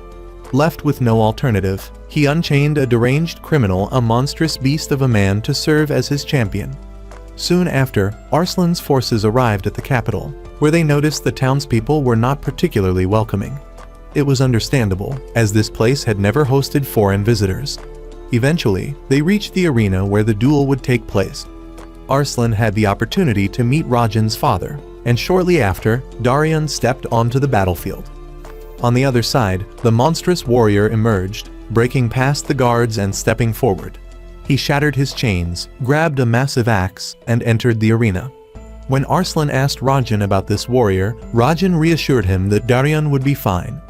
Meanwhile, the monstrous fighter only hoped Daryon wouldn't die too quickly.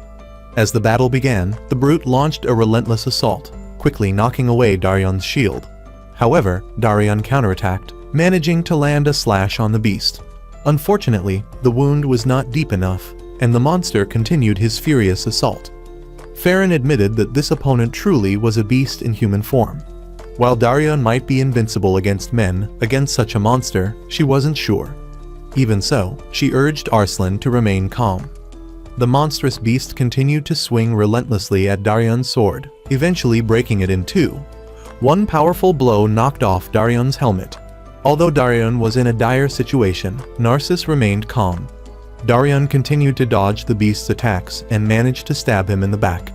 However, the beast retaliated with a powerful kick, sending Daryon flying to the edge of the arena.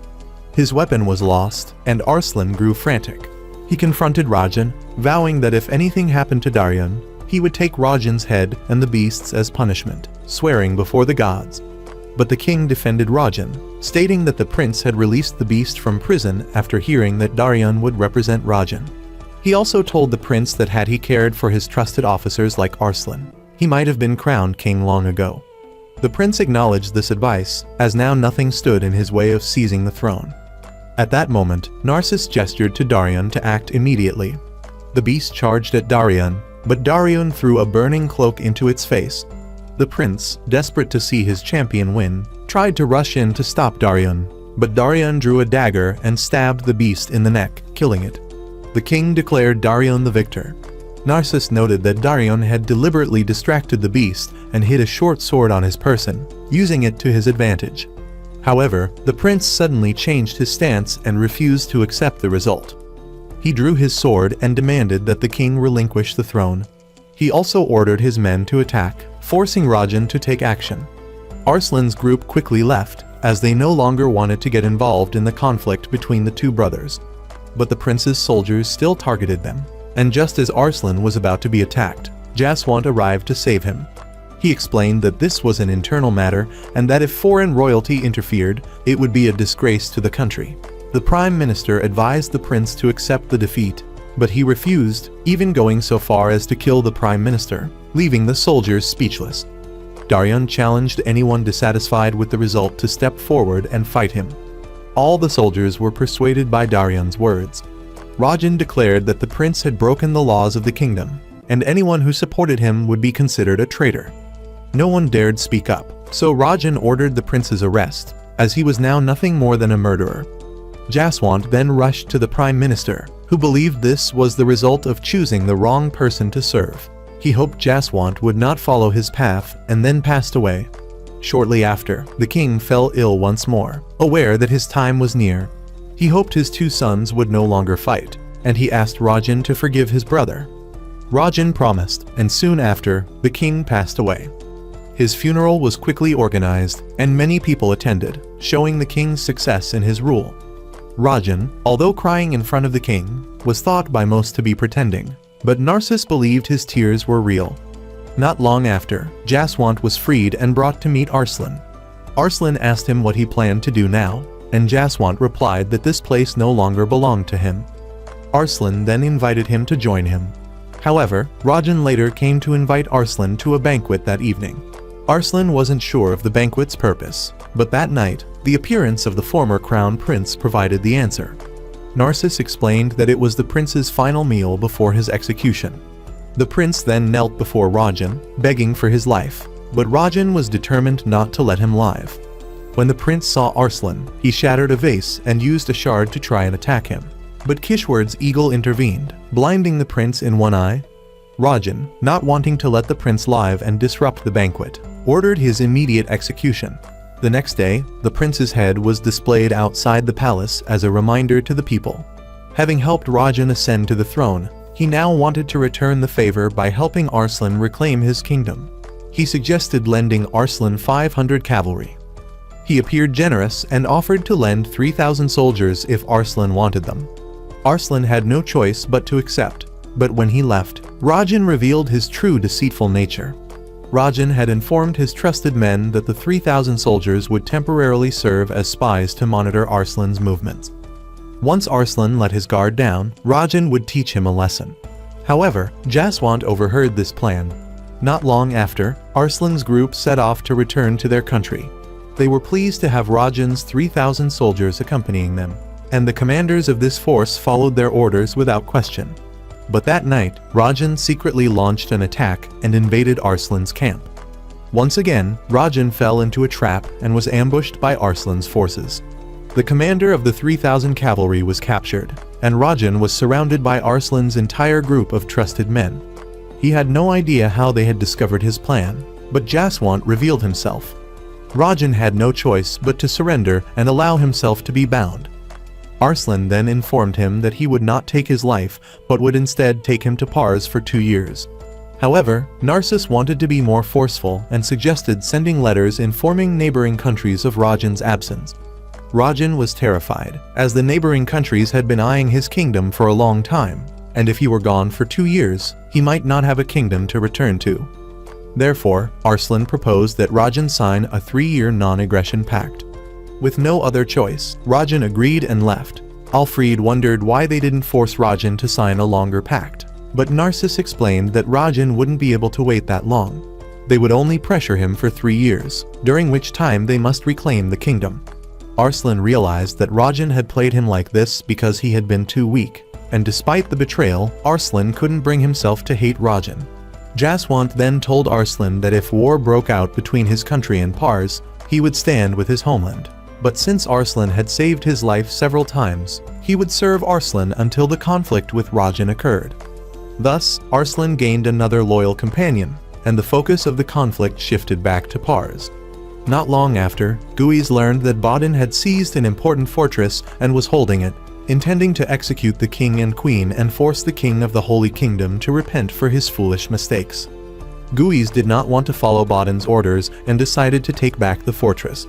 Sam, now a subordinate of Hermes, decided to ask Hermes to take the mission of recapturing the fortress and rebuilding Pars with Hermes as its ruler. Hermes admitted that it was the best course of action. Sam then visited the former king of Pars in prison to ask if he had been the one to kill his brother and Hermes. However, the former king responded that even if Sam knew the truth, it wouldn't matter.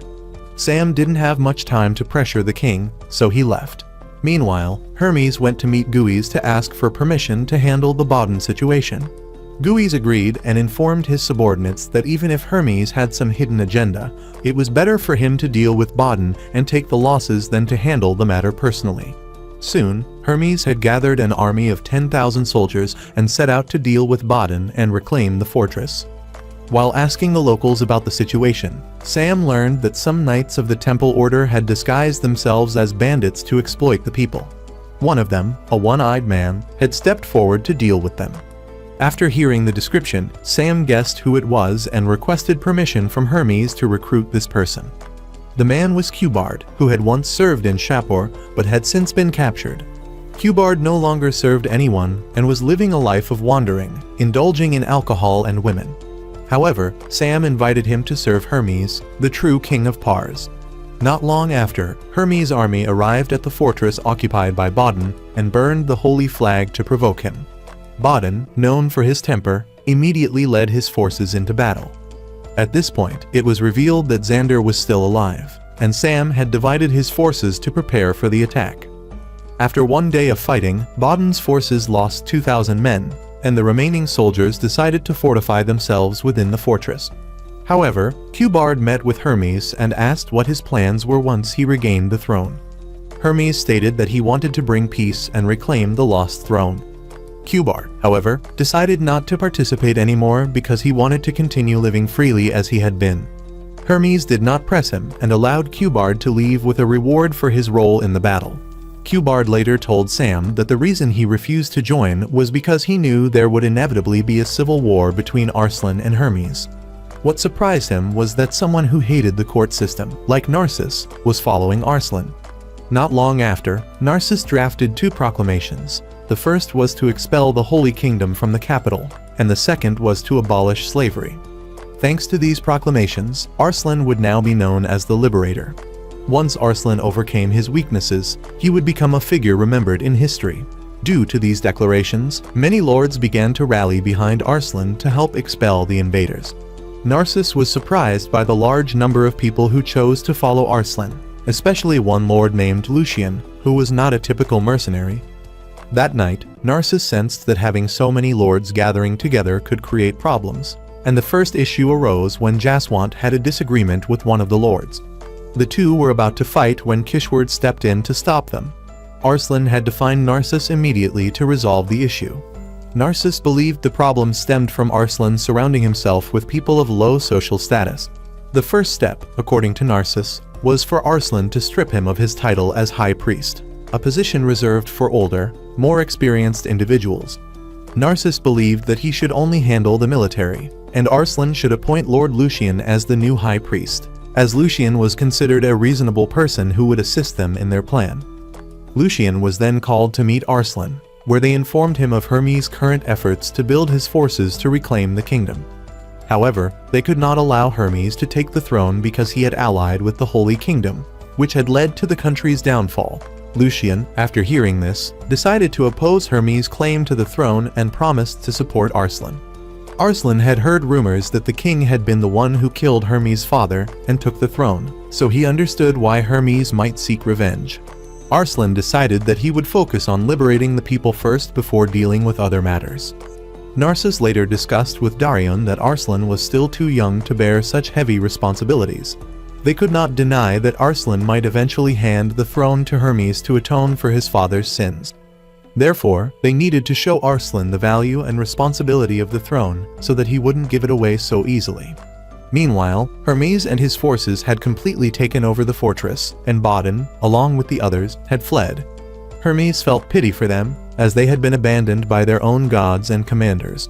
During this time, Itoy noticed that she was unfit to be the leader of her unit because too many people were speaking ill of her behind her back.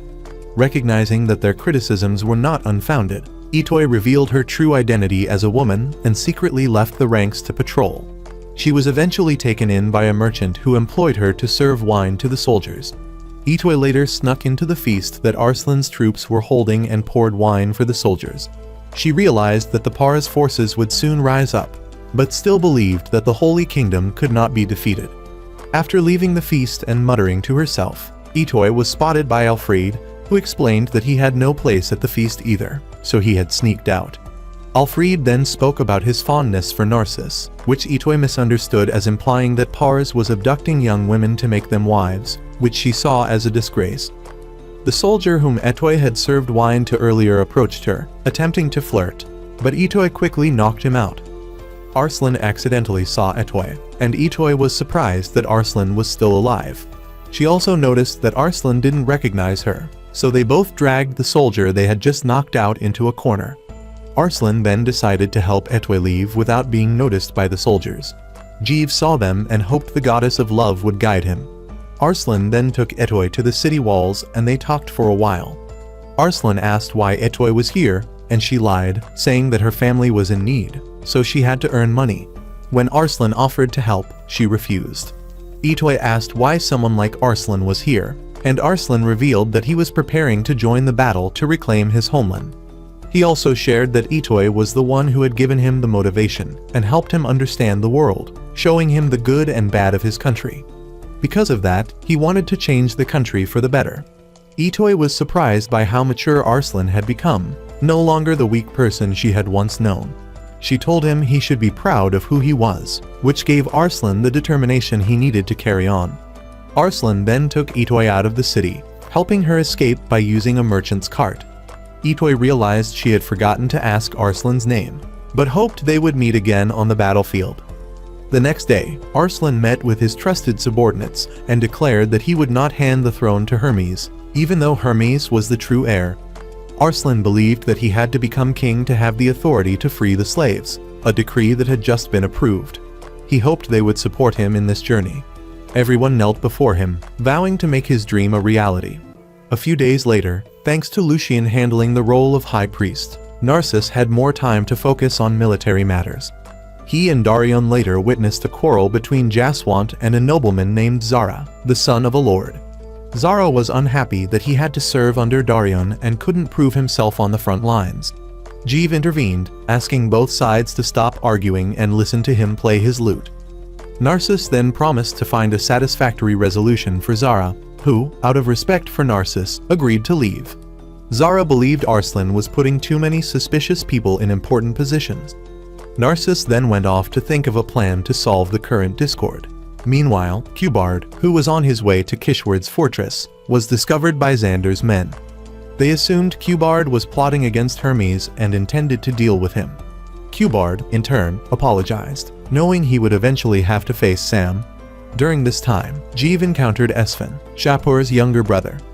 Esfin was resentful of Jeev for killing Shapur and believed Jeev should be held responsible for his death. Jeev, however, explained that he had merely freed Shapur from his suffering. The two then fought, and many people sided with Esfin. Jeev, however, stated that he had always been by Arslan's side, helping him, unlike the others. Farron had to step in and stop the fight, as Arslan had arrived. Darion believed that Jeev had provoked Esfin, and Jeev mocked Darion in return. Arslan, deciding he could not let this continue, decided to expel Jeev. Jeev, unbothered, wished Arslan success and left.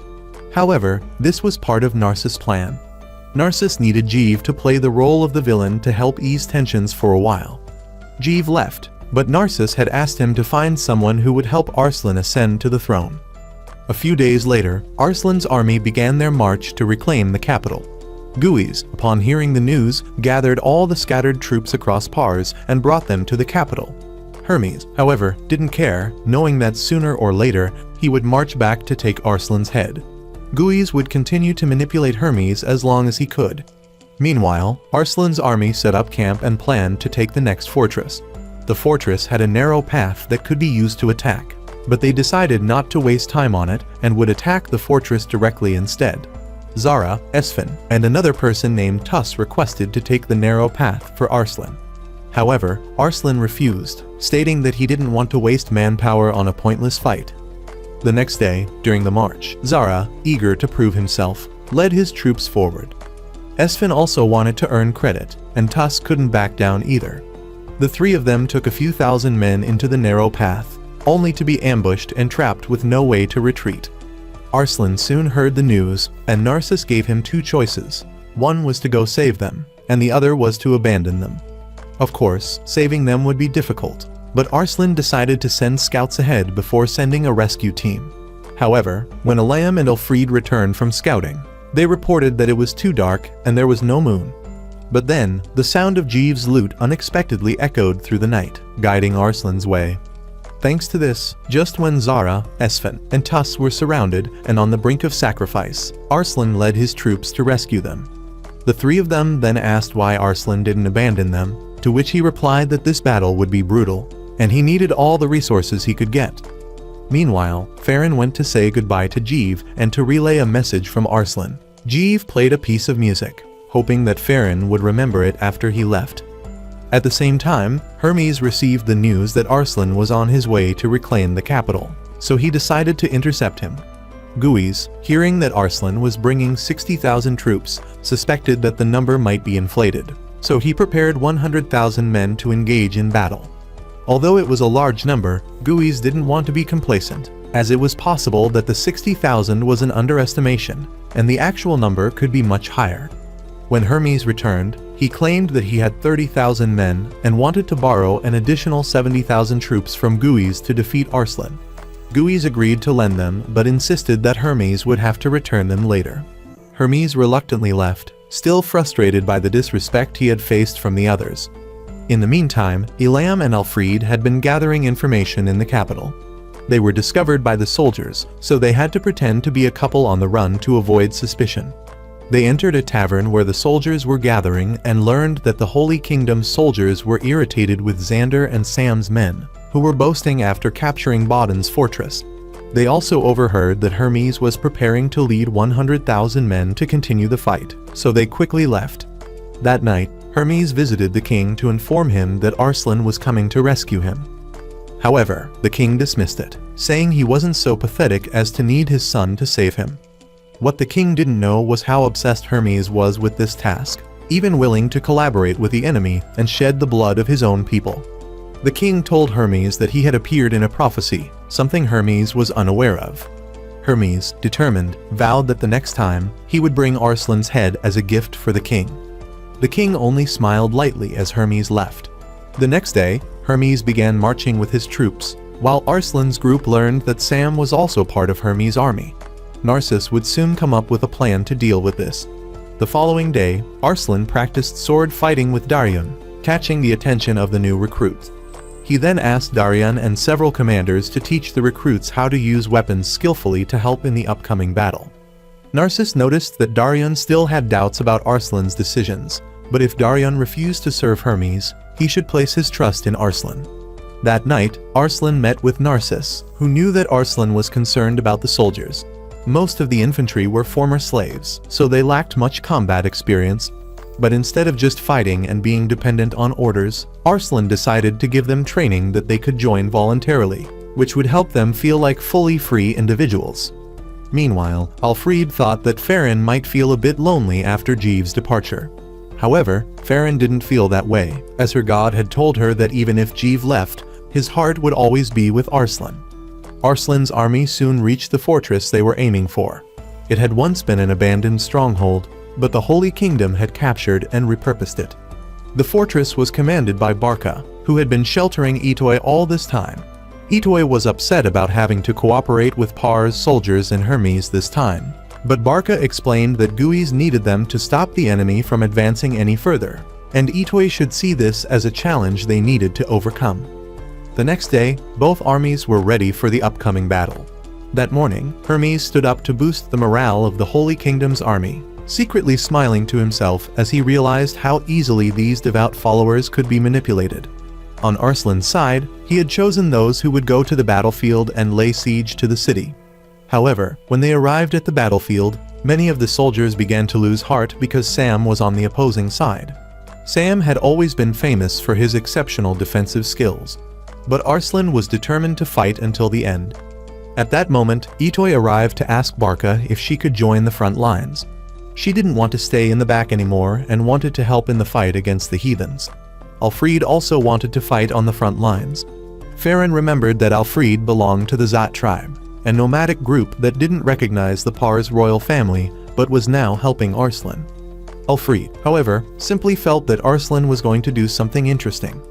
Farron also thought that Arslan was still too young for such responsibilities, but Arslan proved that he could handle it. Meanwhile, the siege troops on Arslan's side were showing signs of exhaustion, so Xander's cavalry unit went into battle. But Daryan's cavalry was also ready to deploy. Zara and Jaswant set aside their grudges and fought together. Arslan, meanwhile, hoped that Kishward's forces were also doing well. Kishward was leading an attack on the underground tunnels when Sam stopped them. Kishward quickly charged into battle and confronted Sam for helping Hermes, a man who was blindly chasing the throne and betraying his own people. Sam, however, believed that while Hermes might be blinded now, he would eventually become a great king. Kishward, on the other hand, would never accept a king like that. At that time, Hermes received the report about the battle lines, especially that Xander was acting on his own. Qbard also arrived at the battlefield and engaged in combat with the Holy Kingdom's forces. For Itoy, even though she was fighting, it seemed like it was the first time she had spilled blood. Itoy was knocked off her horse and discovered Alam nearby, so she decided to follow him. Meanwhile, Xander charged directly into the heart of Arslan's formation, targeting the camp in the rear. But when he attacked, it turned out to be a decoy camp created by Narcissus. This was part of the strategy to lure the enemy into a trap, a tactic that Narcissus had taught Arslan. Xander's troops were ambushed and wiped out. Xander managed to escape, only to encounter Darion. Darion acknowledged that Xander was indeed very tough, but he still wanted revenge for his father.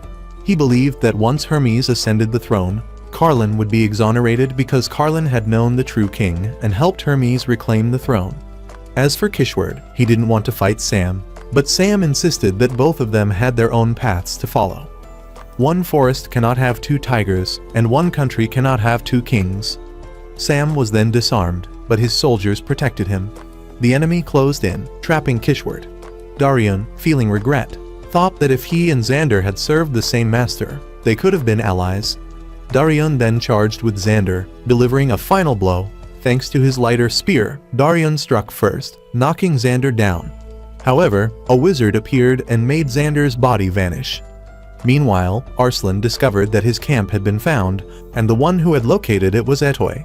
Itoy didn't expect to encounter Arslan there, but she believed she had come to take his life. Arslan then revealed that he was the one she was looking for. Itoy charged at Arslan, but Elam stepped in to protect him. Elam was injured, and Itoy decided to retreat when she saw that they were about to be surrounded. Itoy and her soldiers withdrew, and Narcissus asked Alfred to follow Itoy and find the secret passage into the fortress. Elam was not seriously hurt, but Itoy was shocked to realize how long she had been deceived. Alfred continued to pursue her. That night, Darion returned, and Arslan recounted the person he had spared back then. Darion remembered Itoy, and now he was determined to join the battle to rally the troops' morale. Arslan knew that he could never be like his father, the king, but he still wanted to do everything he could. Narcissus later received a report from Alfred's people, saying she would open the gate for them at dawn. Arslan then gave a speech to raise the morale of his troops, which inspired them to charge toward the fortress. As dawn broke, Alfred's forces stormed the gate and began their attack on the castle to open the gates for the troops outside. She and her soldiers helped several people open the gate. From the outside, the trio Tus, Esfin, and Zara also assisted Alfred's group, and once the gates opened, they rushed in to cause chaos. This allowed Arslan's forces to quickly advance and pour into the castle. The moment Darion led the cavalry through the castle walls, it marked the beginning of the real chaos for the Holy Kingdom's army. Arslan's forces pushed deeper into the city but were soon surrounded on both sides. Qbard suddenly charged in to support Arslan from behind. He chose to join Arslan's side and urged him not to disappoint him. The army continued to push forward but was forced to dismount due to the scaffolding blocking their way. Hermes, however, didn't care about how many soldiers of the Holy Kingdom were lost. As long as he could defeat Arslan, he would claim victory. They soon faced Sam, and Narcissus stayed behind to fight, allowing Darion to escort Arslan into the castle.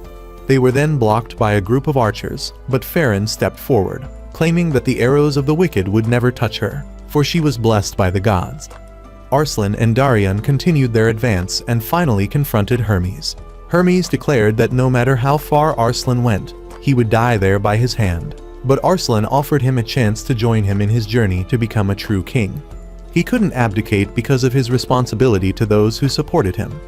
At this point, Sam decided to retreat to assist Hermes, and Darion stepped forward to confront him. The two left the battlefield for their duel. Meanwhile, Barker recognized that Arslan might indeed be a good king. But he regretted that if the Holy Kingdom could make an exception for a heathen like Arslan, things wouldn't have come to this. Darion and Hermes fought fiercely outside, and after several clashes of swords, they found themselves in a final standoff, both ready to strike. They were both injured, but a wizard appeared and took Hermes away, making his escape. Arslan's forces completely captured the fortress, but Kishwar didn't want his soldiers to behave savagely or loot anything. However, the nuns of the fortress tower suddenly threw themselves off the tower. Arslan told Barca to stop them, but he had similar intentions, pulling out a knife to end his own life for failing in his duties. Arslan tried to stop him but couldn't, and Barca ended his life by jumping from the tower. At that moment, Itoy arrived, believing that Arslan had killed Barca, and charged at him. Arslan then recognized that she was the girl from that night. He tried to explain, but Itoy didn't want to listen. She accused him of deceiving her and taking away the person she respected most. However, Farron returned with her soldiers and subdued Itoy. The battle ended, and Barca, along with the devout followers of the Holy Kingdom, chose to commit suicide to stay true to their faith. The wounded were taken care of by Arslan's forces, and those who surrendered and no longer wished to fight were spared. Arslan later found Darion and learned that Hermes had escaped. Narcissus then imprisoned the prisoners and gave them a few beds. He also asked the soldiers if they knew where Alfred's group was, and she unexpectedly fell from the food storage. She was surprised to be alive and didn't know why Narcissus was there. He explained that he was occupying the food storage. Jaswant then tended to Darion's wounds, and Kishward wondered why Hermes hadn't finished Darion off. Darion speculated that Hermes might be toying with him and likely had some hidden agenda. Meanwhile, Farron was drinking with Cubard, and Arslan visited Itoy, who had calmed down after learning the truth about Barca's death. Both Arslan and Itoy admitted that Barca was a truly kind man who didn't belong on the battlefield. Arslan brought food to Itoy and persuaded her to eat, wanting to hear her story. She told him that she had abandoned her old name because she was adopted by a family of knights. Since that family had no heirs, she changed her name and became a knight. Arslan then asked her if there was any way to stop the war from continuing. He admitted to having read every word of the Bible she gave him, acknowledging that it was good for teaching people, but that the rulers were using it to manipulate devout people like her into slaughtering others. The opposing ideals led Itoy to no longer want to argue and told Arslan to leave. However, Arslan asked her to come and pray for the fallen soldiers the next day and to leave the door open. If she wanted to escape, she was free to do so. But the next day, Itoy still came to pray with Arslan. Meanwhile, Hermes returned to meet Guiz. He revealed his true identity and proposed an alliance with Guiz, knowing that Guiz wasn't fond of Pars. Guiz laid his cards on the table and asked Hermes to help him overthrow his brother, so that he could become the king of the Holy Kingdom. In return, he promised to hand over the throne of Pars to Hermes. Meanwhile, Arslan's army continued their march, burning down the fortress to prevent bandits from using it as a base.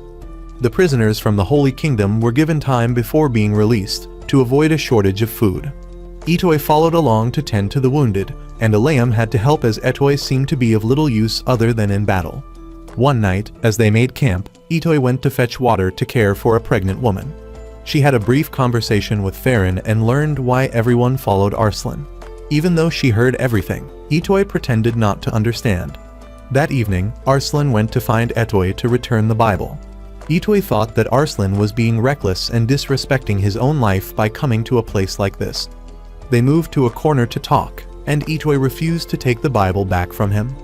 Not long after, the pregnant woman gave birth to a child. No matter which god they worshipped, everyone hoped that the child would have a bright future. As for Arslan, he didn't expect his difficult journey to have reached such a point, but he knew it was still too early to be confident. Meanwhile, Jeev was searching for evidence of Arslan's legitimate claim to the throne. And so, the story of the boy who would be known as the Liberator and would become a prince at only 15 years old had to be paused here. Farewell.